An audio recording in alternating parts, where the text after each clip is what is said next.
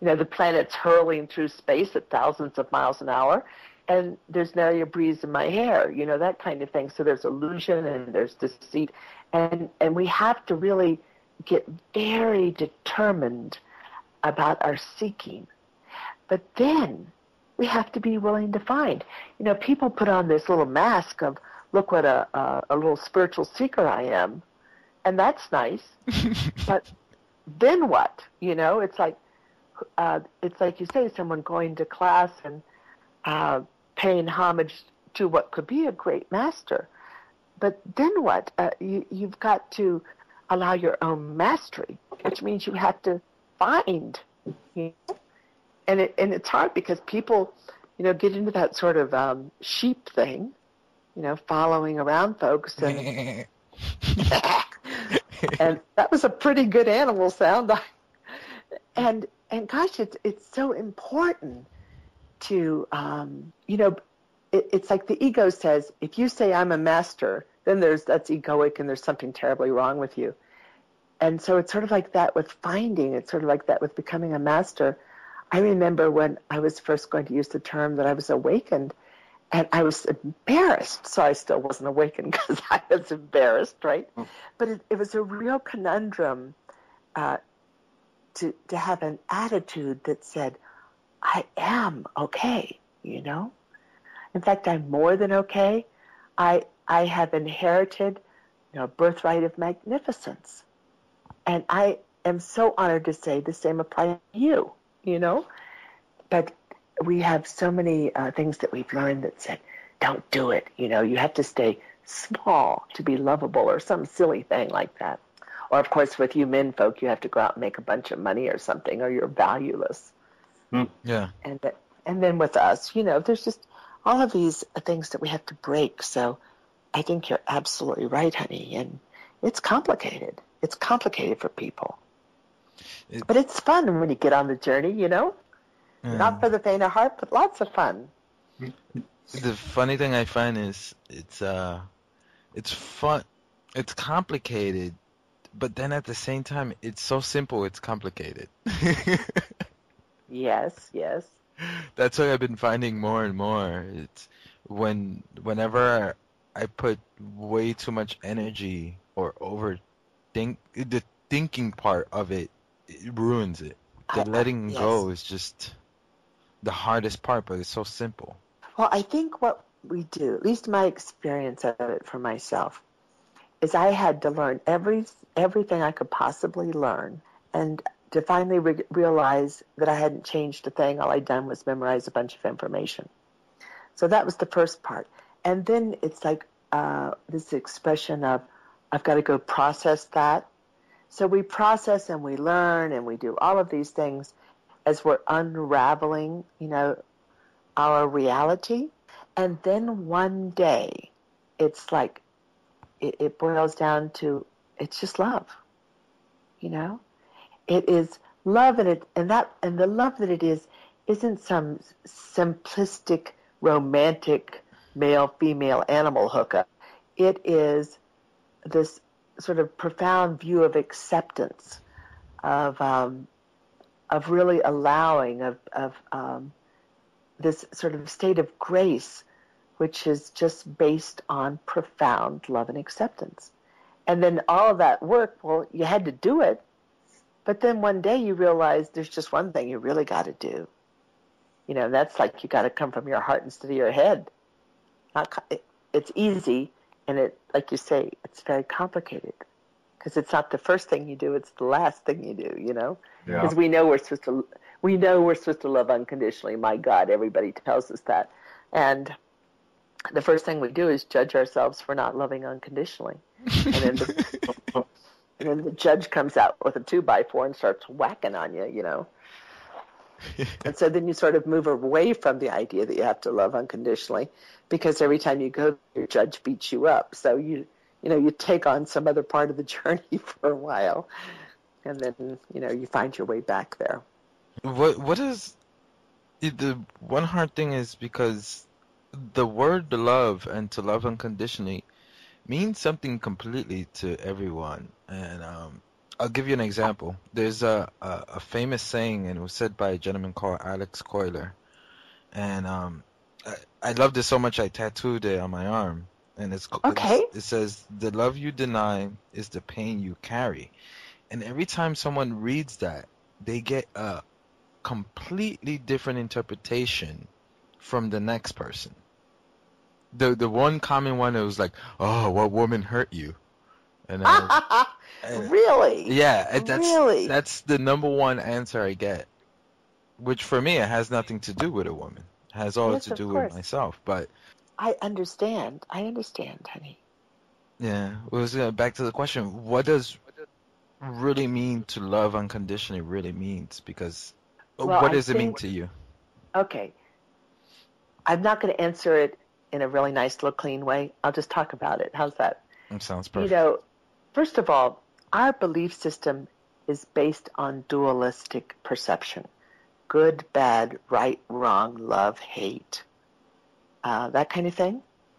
And people will say that certain things are impossible. I mean, people that really seem to be well thought will say, well, of course that's impossible.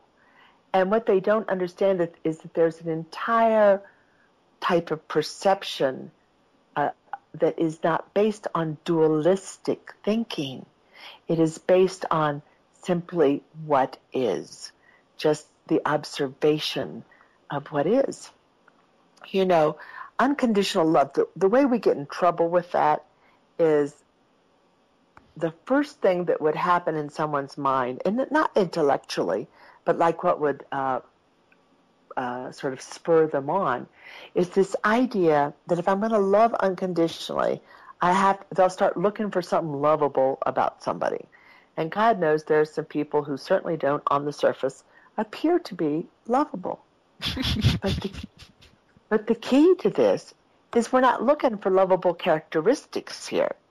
We're looking for what is the emotional experience that is going to inform my view of life. To allow the experience of kindness, acceptance, that outrageous we were talking about before. You know, it's not lovable attributes. It's not like, dude, I like your outfit. You know, it's something that is a way of seeing the world.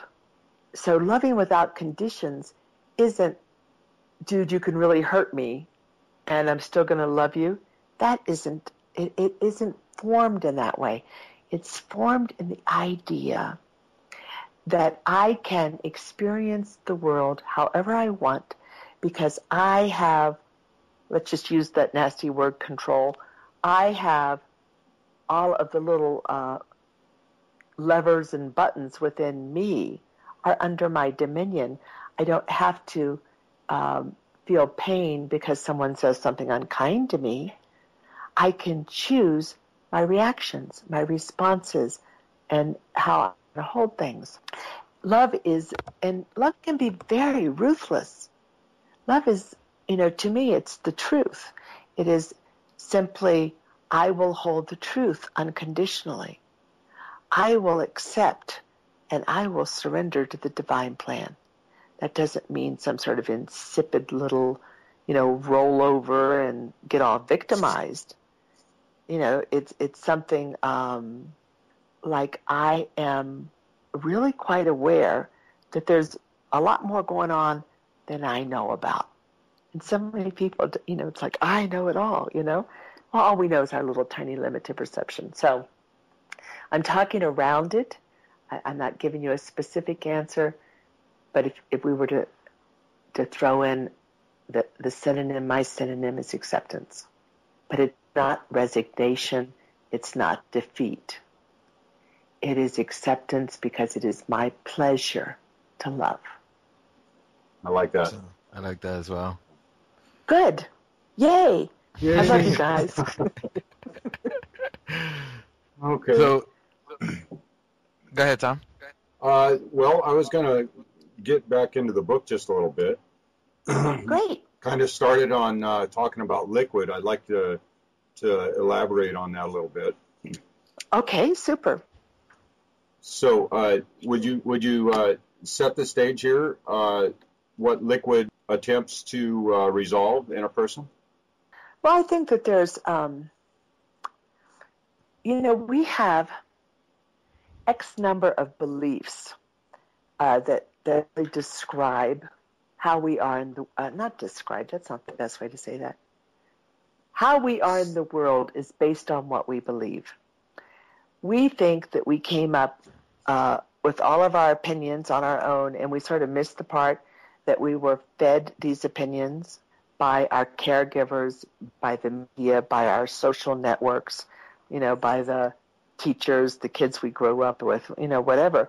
And those beliefs that arose from all of these things create our life experience. It's like if we think that, that someone can hurt us by saying something unkind, then we can keep ourselves in a whole bunch of misery. So, I mean, that's just a big overarching belief. But the idea with liquid was to try to find some ways to look at our beliefs that could sort of take us through the process of understanding that they were present, what they were good for, and to be able to move past them. Because the beliefs that are based in fear, I call them false beliefs. Well, we have to tidy some of that stuff up, because it doesn't work for us. Whether we have come to the conclusion it doesn't work for us or not, it doesn't work for us. So why don't I just give you the sort of the cliff notes on this idea of liquid. The idea was to come up with an acronym that you could remember, and then you could memorize these things in the book so that it could just help you when you got yourself in wanting to go toe-to-toe with one of your beliefs. So the first is listen. The L is listen. And it's like listen to your thoughts, or all those voices in your head, all the people, as I like to call them. And see if you can locate the belief that is at the core of the unease, that you're wanting to investigate. So the first thing you've done is listen for it. And then you want to identify the belief just as carefully and honestly as you can. And then I say use the impeccable clarity of your impartial observer to guide you. And I'll come back and say something about the impartial observer in a second. So then it was question. The QU was question. Question its validity. Is it really true? Is it really true? Remember, we're being honest here. So many of our beliefs are so cherished, we're holding on to them for dear life. But are they true? I mean, can you know without a shadow of a doubt that something's true? And so what I say is you need to look at it through the eyes of the impartial observer again, who is, you might think of, well, like I said, I'll go back and talk about that. So then intuit what it would be like to live the rest of your life with the belief. Really. I mean, keep that belief just right there, this fearful belief, which I'm assuming. And what is it if you take it all the way through the life? I mean, how does that impact you? What does it do to your shoulders, the tightening in the chest? What would it be? And then, to take the time to then really imagine what it would be like, what your life would be like without it. Just to go ahead and play it through in your imagination. And then decide if you want this belief impacting your experience of life. If you don't, make a conscious, willful commitment to release the belief. Of course, it's going to take some work, but that will help you sort of, separate it out so you can see what you've got going. So let me just say a few words about the impartial observer, because this is like a whole little teaching here. Yes, absolutely. But it's like we have, all those voices in our head, all these people. And, there's the person in the white outfit telling you what a good, saintly kind of person you are and justifying everything you do. And then there's the judge who's sitting there and robes and a gavel and sending you to indeterminate sentences for the smallest infraction. And there's